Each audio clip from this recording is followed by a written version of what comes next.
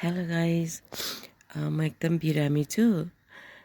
अहिले हिजो पनि डक्टरकोमा गएर आएको 3-4 दिन भयो। साह्रै रुगा खोकी ज्वरो आएको, गाई पनि निस्केको छैन।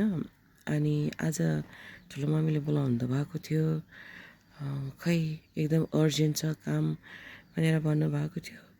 खै बाइकै चलाउनु सक्दिनँ म, खै हेरौँ पठाउ लिएर जाम्ला कि भनिरहेको छु।